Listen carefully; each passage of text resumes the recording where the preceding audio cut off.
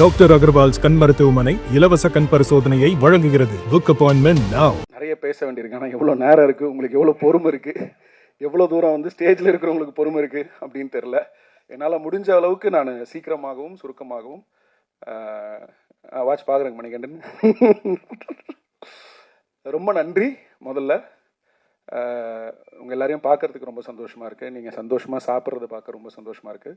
ஏன்னா தமிழ் சினிமாவுடைய சூழலில் ஒரு படத்தினுடைய வெற்றி, அதற்கான ஒரு சூழல் அமையிறது அப்படிங்கிறது ஒரு இயக்குனர் நல்ல படம் எடுக்கிறதுனால மட்டும் கிடையாது.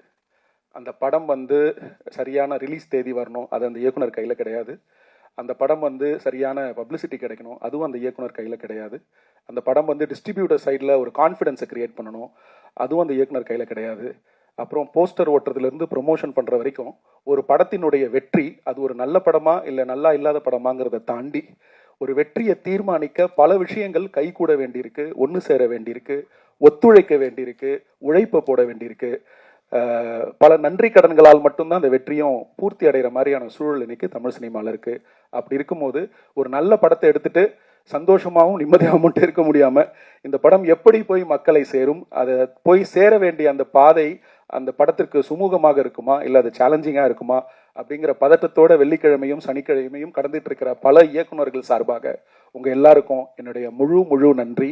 உங்களுடைய அன்புக்கும் ஆதரவுக்கும், நீங்கள் இந்த டிஎன்ஏ படத்துக்கு எங்கள் மேலே காமிச்ச அன்புக்கும் இந்த படத்து மேலே காமிச்ச அன்புக்கும் உங்கள் எல்லாருக்கும் ரொம்ப ரொம்ப ரொம்ப ரொம்ப நன்றி. ரொம்ப தேங்க்யூ. கிட்டத்தட்ட இது 9 வருஷம் தாண்டி 10வது வருஷம் சினிமாவில்.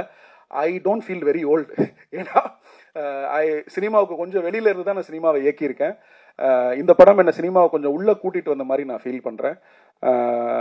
எங்கேருந்து ஆரம்பிக்கிறதுன்னு தெரில. இந்த படம் உருவாகிறதுக்கு காரணமாக இருந்த சில இதயங்கள், அவங்களுக்கு என்னுடைய முதல் நன்றிகளை நான் சொல்லணும். ஆனந்துக்கும் திவ்யாவுக்குமான கதை வந்து கிட்டத்தட்ட எனக்கு 2009-10 என் கிட்ட அந்த கதை உள்ளுக்குள்ளே இருக்குது. இந்த ஆனந்தும் திவ்யாவும் பெயர் வேற வேற, பட் இதை நான் வந்து என் வாழ்க்கையில் பார்த்த உண்மையான கதாபாத்திரங்கள். இந்த மாதிரி ஒரு குடும்பத்தில் ஒரு 20 பேர் இருக்கிற குடும்பத்தில் ஒருத்தரை மட்டும்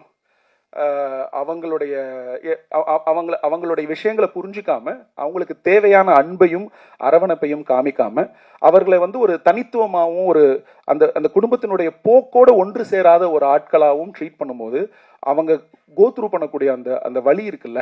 ஒரு 20 பேர் இருக்கிற குடும்பத்தில் எப்பவுமே ஒரு நல்லதோ ஒரு கெட்டதோ ஒரு டிஸ்கஷனோ இல்லை வந்து ஒரு முடிவோ இல்லை ஒரு ஊருக்கு போறோம்னா கூட அவனுக்கு விருப்பம் இருக்கான்னு கூட இல்லை அவளுக்கு விருப்பம் இருக்குமான்னு கூட கேட்காத மாதிரியான உயிர்கள் வந்து நிறைய சமூகத்தில் இருக்கு. ஒரு குடும்பத்தில் அவங்க ஒருத்தர் மட்டும் ஒட்டாமல் இருப்பாங்க. அப்படி நான் நிறைய கதாபாத்திரங்களை பார்த்துருக்கேன். அவங்களோட வழியை நான் வந்து பகிர்ந்திருக்கிறேன். எங்கள் குடும்பத்திலே நான் பார்த்துருக்கிறேன், என்னோட நண்பர்கள் குடும்பத்தில் பார்த்துருக்கேன். ஸோ அந்த மாதிரி நான் பார்த்த 2 கதாபாத்திரம் தான் ஆனந்தும் திவ்யாவும். அவங்க 2 பேருக்குலாம் அவங்களுக்கு கல்யாணம் ஆகுமா அப்படிங்கிற டிஸ்கஷன்லாம் எனக்கு இந்த கதையே வந்து கிட்டத்தட்ட பல வருஷங்களுக்கு முன்னாடி தோணுச்சு. அந்த டிஸ்கஷன் என் முன்னாடி ஒருத்தர் பேசிட்டு இருக்கும்போது, சரி நீங்கள் பண்ணலன்னா என்ன, அந்த கல்யாணத்தை நான் பண்ணி வைக்கிறேன், அவங்க 2 பேரும் ரொம்ப சந்தோஷமா வாழ்வாங்க அப்படின்னு நான் அன்னைக்கு எடுத்த முடிவு கிட்டத்தட்ட 14-15 ஆண்டுகளுக்கு தாண்டி இப்படி டிஎன்ஏன்னு ஒரு படமா அதுல வந்து அந்த கை குழந்தை சம்பந்தப்பட்ட ஒரு கிரைம் சம்பந்தப்பட்ட ஒரு விஷயமாவும் உங்களை வந்து சேர்ந்தடைஞ்சிருக்கும் போது எனக்கு என்ன தோணுதுன்னா, ஒரு பவர்ஃபுல் ஸ்டோரி, அதுக்குள்ள ஒரு பவர்ஃபுல் எமோஷன், அதை தாங்கி பிடிக்கிற கதாபாத்திரங்கள் இருந்தாலும் இன்னும் 10 வருஷம் கழிச்சு இந்த நான் கதையை எடுத்திருந்தாலும் அதற்கான வரவேற்பும் அன்பும் மக்களிடமிருந்தும் சரி உங்களிடமிருந்தும் சரி கிடைச்சிருக்குங்கிற நம்பிக்கையை விதைச்சதுக்கு உங்க எல்லாருக்கும் அடுத்த நன்றி. அந்த உண்மையான ஆனந்துக்கும் அந்த உண்மையான திவ்யாவுக்கும் இந்த வெற்றியை நான் சமர்ப்பிக்கிறேன். அவர்கள் இன்னும் உயிரோடு இருக்கிறாங்க, ஆனா வேற ஆட்களை கல்யாணம் பண்ணிட்டு ரொம்ப சந்தோஷமா இருக்கிறாங்க. அவங்களுக்கு இந்த வெற்றியை நான் சமர்ப்பிக்கிறேன். டாக்டர் அகர்வால்ஸ் கண் மருத்துவமனை இலவச கண் பரிசோதனையை வழங்குகிறது. Book appointment now.